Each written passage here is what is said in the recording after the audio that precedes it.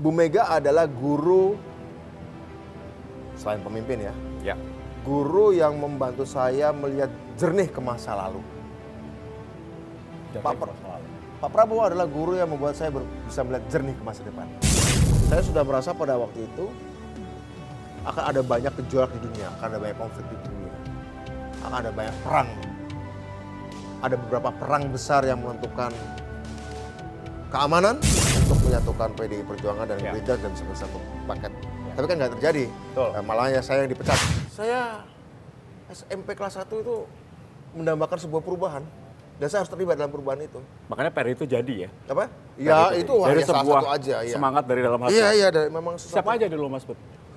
Itu sih teman-teman mahasiswa di Jogja, di Semarang, Solo, Bandung, Jakarta yang kita memimpin aktivis-aktivis bukan cuma mahasiswa. Dan itu cukup keras menentang kebijakan pemerintah kala itu. Orde Baru ya, karena bagi kami persoalan eksistensialnya adalah kami takut menjadi generasi yang hilang juga sih. Kalau kita nggak melakukan suatu gebrakan, generasi waktu itu kita belum tahu namanya generasi X ya. Tapi sekarang kita tahu bahwa generasi kita namanya X ya. Betul. Kalau nggak melakukan perubahan, generasi X akan menjadi generasi yang hilang aja. Oke. Waktu kecil saya kebetulan kan tidur suka sama mbah saya. Cara untuk membuat saya orangnya susah tidur dari kecil. Cara untuk membuat saya cepat tidur, saya selalu minta pada mbah saya, ceritakan masa mudanya waktu berjuang. Waktu berperang melawan Jepang, berperang melawan Belanda. Besok malam tidur? Ini sedikit berbeda Mas Bud, maaf saya potong. Biasanya kalau anak kecil tidur didongengin. Iya. Cerita mungkin binatang, mungkin apa, tapi ini tentang politik ya. Oh iya. Dari kecil kalau sudah. dengan bulu saya diceritain tentang kancil ya, timun mas. Tapi kalau sama mbak saya selalu minta jangan cerita itu.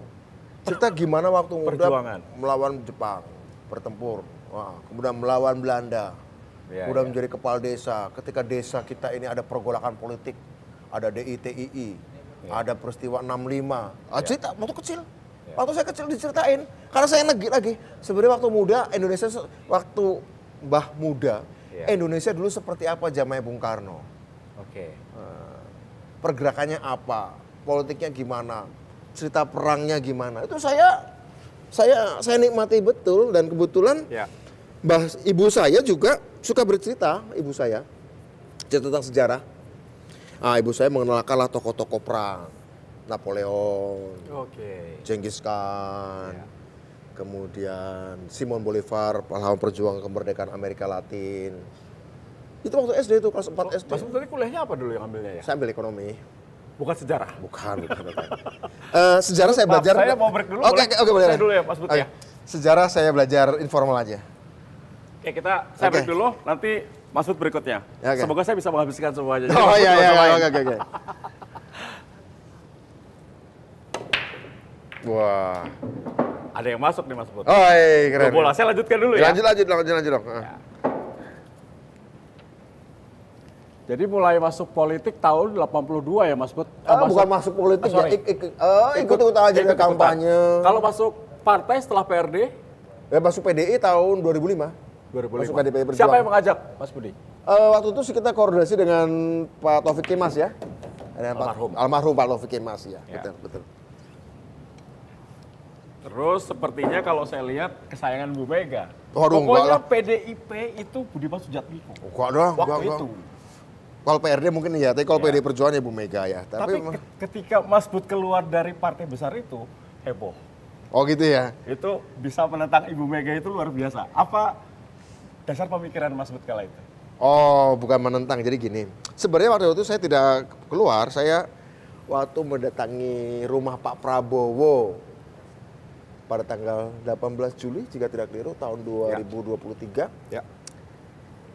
Keinginan saya sebenarnya adalah bagaimana Pak Prabowo dan Ibu Mega bertemu dan kemudian memutuskan satu paket aja dalam Pilpres. Tidak usah split tiket.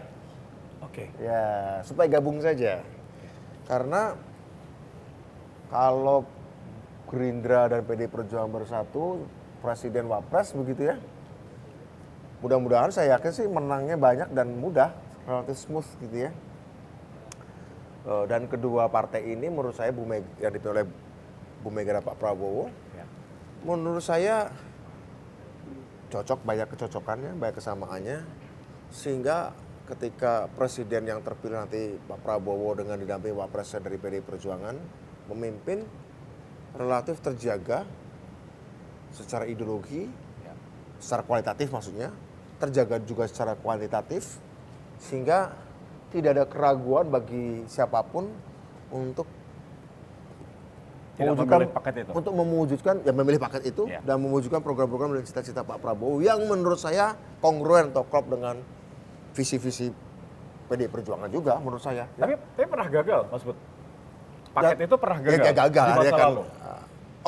Tahun 2009 Ibu Mega menjadi presiden, capres, Pak Prabowo jadi wakil presiden tahun 2009. Tapi kan pernah dicoba kan, gagalnya kan bukan karena gagal di antara mereka, gagalnya karena kalah kan, ya kan. Tapi artinya sebenarnya chemistry sudah terjadi, chemistry sudah terbentuk. Jadi menurut saya bukan suatu hal yang ribet dan rumit untuk menyatukan PDI Perjuangan dan Gerindra dalam satu paket.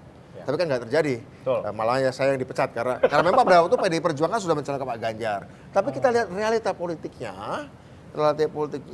Pak Prabowo ranking surveinya naik terus. Satu itu ya dari realita elektoralnya. Di lain pihak juga saya lihat dari realita geopolitiknya, Tio.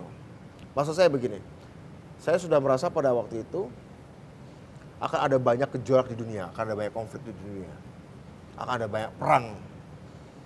Ada beberapa perang besar yang menentukan keamanan, menentukan tatanan, bahkan menentukan ekonomi dunia, begitu ya, Tio ya. Menurut saya itu seperti kita sedang mau terbang, cuacanya itu lagi mendung tebal, ada badai, ada kilat ya. Dan kita tetap terbang. Dan kita harus terbang, kan ada jadwal terbang pemilu 2024 kan, itu jadwal terbang katakanlah begitu ya. Harus terbang tuh. Dalam keadaan seperti itu, pilot yang berpengalaman lebih dibutuhkan.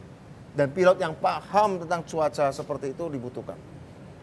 Dan Pak Prabowo sebagai seorang jenderal dan kemudian saya tahu beliau adalah pembelajar geopolitik dan geostrategi, menurut saya punya modal yang lebih daripada kandidat-kandidat lain untuk menghadapi dunia yang lagi bergejolak seperti ini.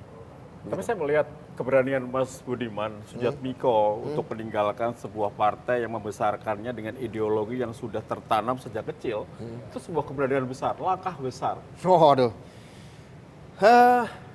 Begini, Tio. Sebelum jawab, pukul dulu, Mas. Waduh, saya harus akui ya, saya itu nggak pernah main biliar, teman-teman. Nggak pernah main biliar, nggak pernah main golf. Saya nggak tahu, memang dari dulu saya agak-agak. Saya main bola.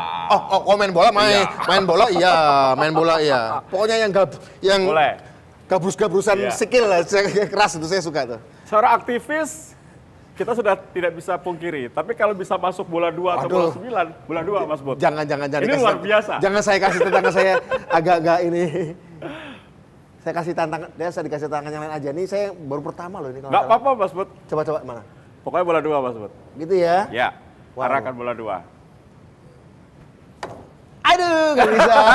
Ya udah, nggak apa-apa lah. Nah, ini tidak kena ini apakah salah satu hal perjudian juga dalam tanda kutip ketika Mas Bud keluar dari partai besar, meninggalkan sosok yang bisa dikatakan seorang ibu bagi Mas Bud dan berpindah ke sisi lain, apakah itu sebuah langkah besar politik dari Mas Bud?